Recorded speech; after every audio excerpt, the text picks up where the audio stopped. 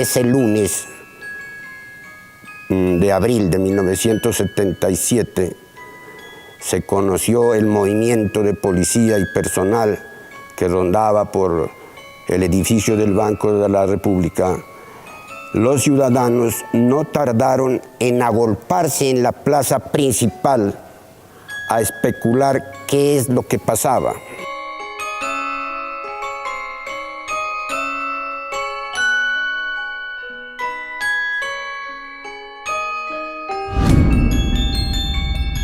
Era una ciudad tranquila que se ve impactada por un insuceso de esta naturaleza.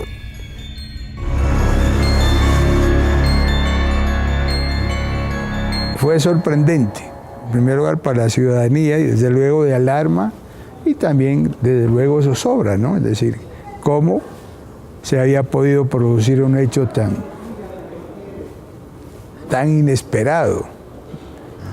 Se aglomeró la gente y pues, se regó la bola de toda la ciudad, en todos los bancos, en todas partes. Y como quedábamos aquí en el Parque de Nariño, pues con mayor razón.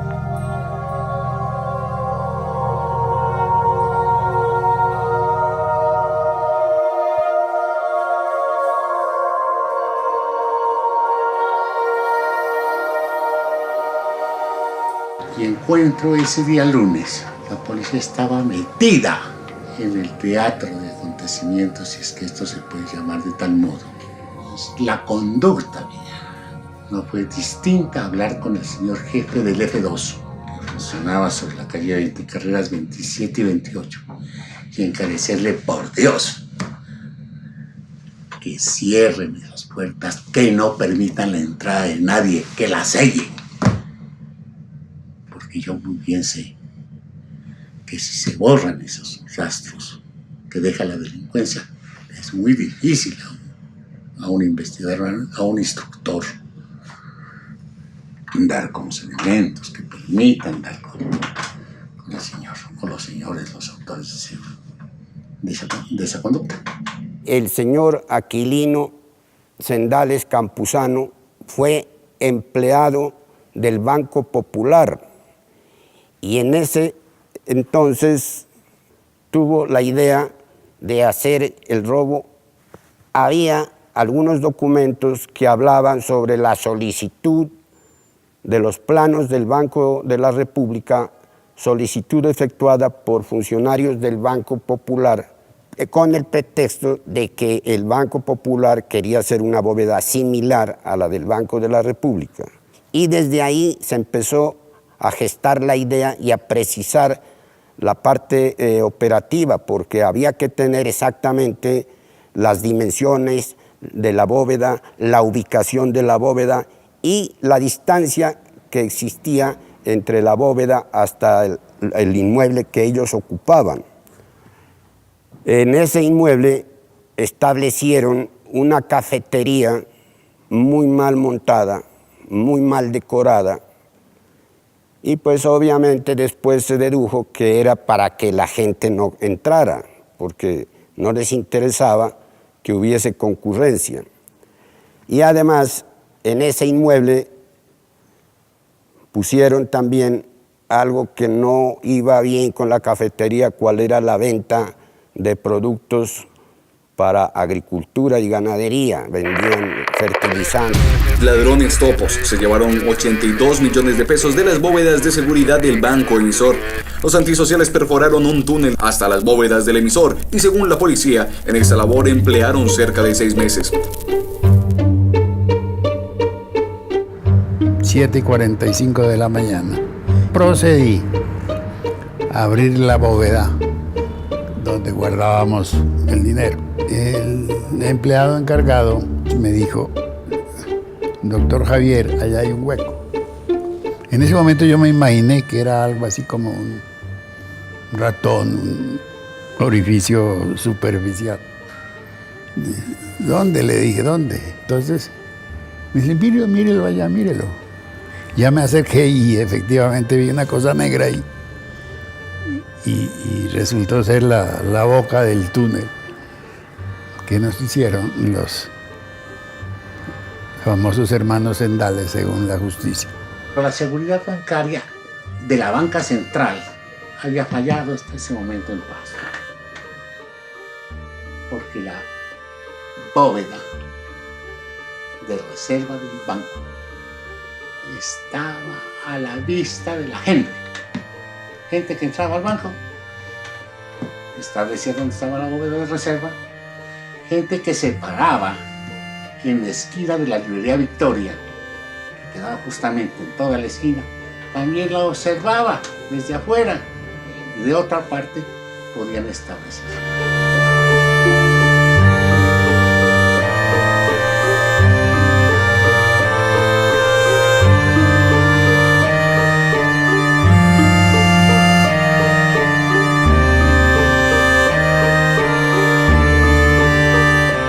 De acuerdo con las investigaciones que se hicieron, efectivamente el túnel tiene una longitud de 40 metros y algo más. Y ese túnel lo hicieron pues a una profundidad de un promedio 3.5, porque había que hacerlo así para que no hubiese la posibilidad de que se sintiesen los ruidos que hacían ellos al cavar el túnel. Por eso nadie se dio cuenta. Ellos inicialmente lo arrancaron mal, se equivocaban de dirección. Ellos iban a salir a la esquina de la carrera 25 con calle 26, donde ahora es el Sebastián de Belalcázar, frente a lo que era el Banco de la República. Los tipos corrigieron rumbo para dirigirse entonces al pie de la bóveda de reserva.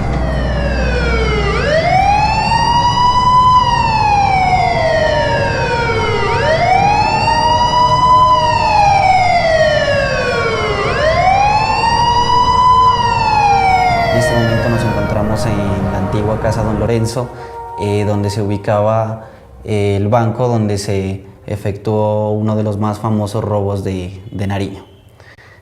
Podemos mirar que en esta parte se ubicaba la bodega. Tenemos aquí aproximadamente un medio metro de vigas que la sostienen. Actualmente el Consejo Municipal de Pasto usa esto como almacén y bodega. Podemos ingresar hacia acá para poder observar mejor la parte donde se efectuó el robo. Podemos observar al fondo que la baldosa se encuentra reconstruida, desgastada, y podemos observar también que el piso está en desnivel, ya que exactamente en ese sitio fue donde estos ladrones rompieron la bóveda. La bóveda llevaba construida 50 años. Y en esa época los hierros, el calibre de los hierros, pues era muy elemental, muy débil, digámoslo así. Se desarmaban fácilmente casi que con una cegueta. Cuando ya llegaron a la parte de la bóveda, utilizaron gatos hidráulicos para ayudarse en la violación de la bóveda. Y ellos tenían desde luego alguna experiencia en ese punto. Experiencia que no podía ser extraña para un colombiano cuando se explotan minas de esmeraldas, ¿no? No pueden ignorarlas estos caballeros cuando tuvieron un restaurante en el centro de Bogotá y trataban de buscar entonces huacas. Debían tener conocimientos en algún sistema de seguridad, porque las alarmas no funcionaron para nada en esa ocasión. Se había instalado, como en todas las oficinas, un micrófono de alta sensibilidad. El problema de eso es que en esa época se iba la luz casi todas las noches y se disparaba la planta de emergencia. Entonces, por más sensibilidad que tuviera el micrófono, no se escuchaba porque cualquier ruido lo tapaba. La planta de emergencia, que pues hace 37 años era como más ruidosa que ahora.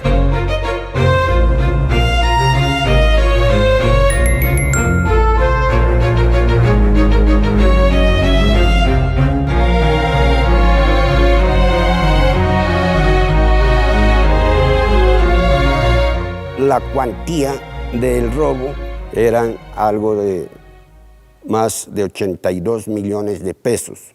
Si bien es cierto que en cifras, a la fecha de ahora, no es que sea muy grande la suma de dinero sustraída, para esa fecha sí lo era. Por eso es que en aquel entonces circulaban los billetes de 500 pesos, que era el billete de máxima denominación. Antes de cerrar la bóveda, le dije a Álvaro, ¿por qué no va y mira dónde sale el túnel? Entonces él atravesó el túnel y se regresó por la calle. Y me dice, ahí dejaron la plata, ahí está la plata, tranquilícese, que ahí está la plata. Total que tenía razón, porque los ladrones dejaron los billetes de 500 pesos. A la sazón no estaban en circulación. Entonces Los audaces delincuentes tuvieron tiempo hasta para bromas, pues en la bóveda pintaron un letrero de grandes caracteres con la popular frase del Chapulín Colorado: chanfle, no contaban con mi astucia. Tras confirmar el hecho, la policía de Nariño ordenó el cierre de todos los puntos de salida de Pasto, en un esfuerzo por localizar a los autores del millonario robo. Los autores del delito tuvieron un talón de Aquiles. Al finalizar el delito, dejaron sobre un pedazo, sobre una roca de más o menos unos 20-25 centímetros, la leyenda: no contaban con mi astucia. Leyenda, en ese aviso, ahí aparecieron unas huellas dactilares y aparecieron otras huellas dactilares en otros elementos que ellos utilizaban cotidianamente. De la cafetería, sí recuerdo de que tenía mucha loza, ¿no? Eran rumos de platos, tazas y cosas. Esos fueron objeto de exploración uno a uno, buscando huellas dactilares para poder establecer la identificación. Habían tenido, desde luego, mucho cuidado en la limpieza de eso. Y recuerdo que encontramos quizá 2 huellas, pero una suficiente, de una claridad extraordinaria. Entonces se obtuvieron esas huellas digitales y se solicitaron entonces las tarjetas decadactilares a la Oficina de Registraduría Nacional del Estado Civil.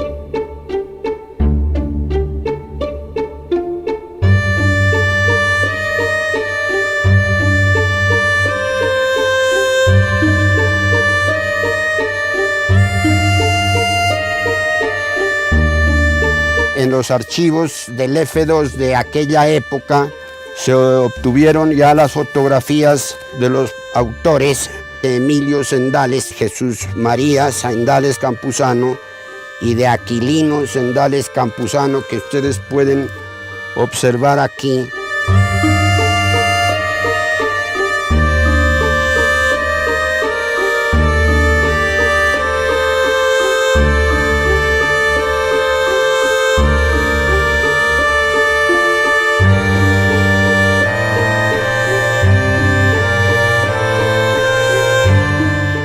Un par de personajes desaparecieron del mapa después de ese 26 de abril. Uno de los temores que yo tuve en esos momentos era la nula seguridad con la que había quedado después del robo, el mismo día. Hicimos una evacuación del dinero. Yo creo que el 5% de lo que teníamos fue sustraído. Entonces quedaba una cantidad interesante. Y lo enviamos a través de un puente aéreo a Cali. Trabajaba una tarde y llegan algunos funcionarios del banco un poco escandalizados. Conocíamos solo un paquete de la serie de billetes que se habían llevado los bandidos. Y vuelven a entrar al Banco de la República por canje bancario de los bancos de Copiales. ¿Cuál fue la conducta entonces mía? Viajar inmediatamente a Ipiales, hablar con los señores gerentes de los bancos. Llegamos a la conclusión de que era un dinero que lo cambiaron por dólares en la frontera y salieron por Guayaquil, o por cualquier, o por Quito, por cualquier parte del exterior.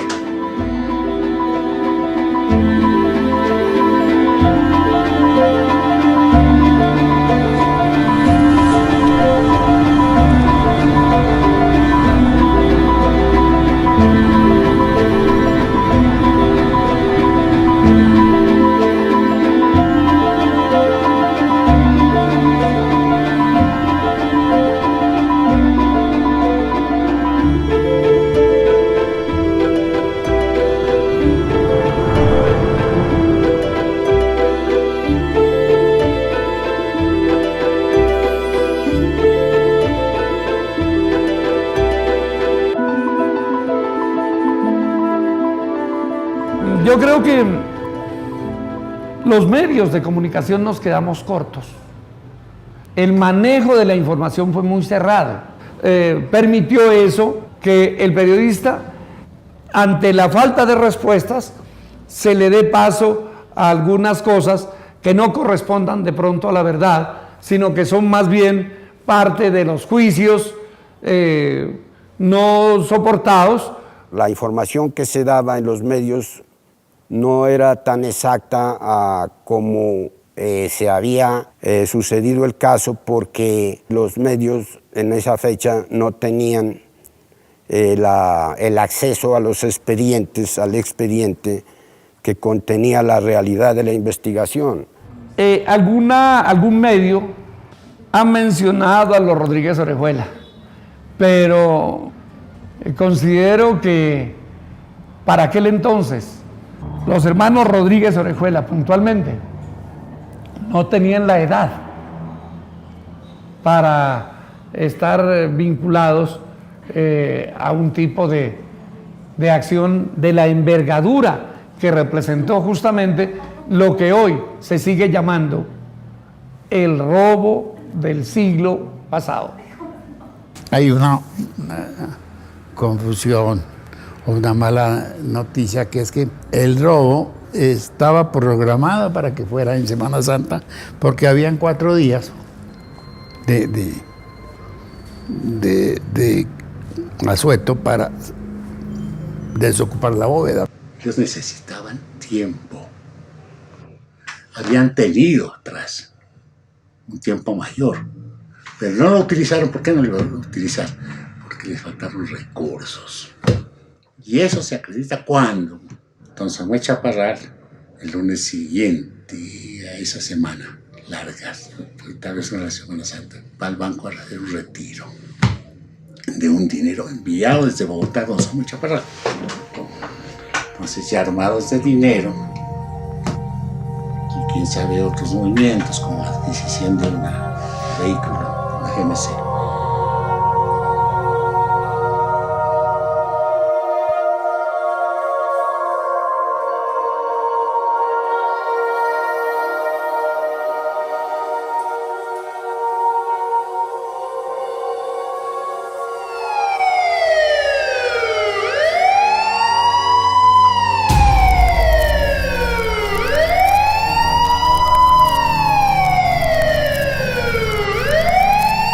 Había recompensa para las personas que dieran información exacta.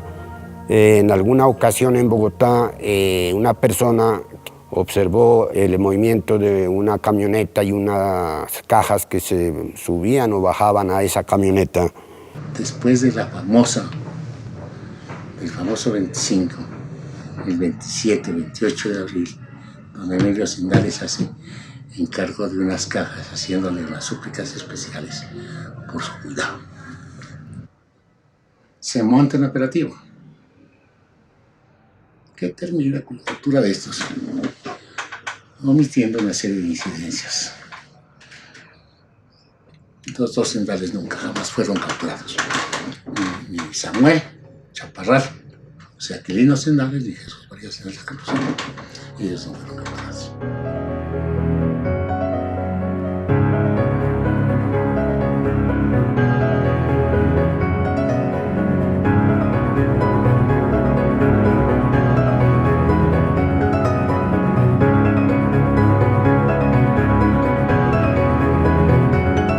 Las penas que se les impusieron a los que resultaban como coautores de ese delito de robo no fue la máxima. La máxima sí la pedía la parte civil, quien representaba al banco. Por eso se optó por unas penas intermedias de 10 y de 7 años más o menos de prisión. Eran penas un poquito bajas, había rebaja de penas y yo desde la barrera pues decía, no, pero pagan 3 años de cárcel y disfrutan el producto del ilícito, ¿no es cierto?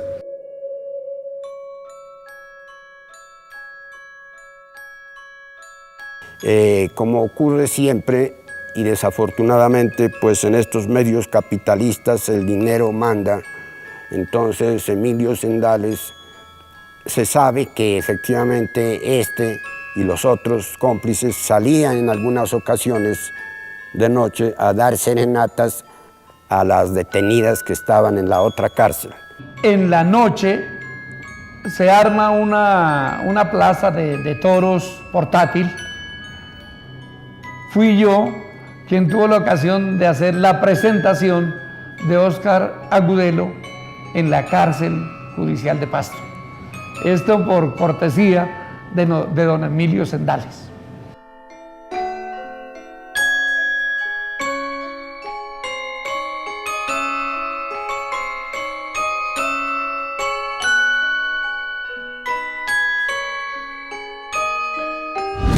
A uno de los choferes quizá, creo que lo alcanzaron a torturar como queriendo sacarles alguna verdad no dicha. Pues esa era la queja, realmente sí, la queja de todos los que fueron sindicados en el proceso, de que fueron torturados o fueron pues violentados en los interrogatorios que les hacían.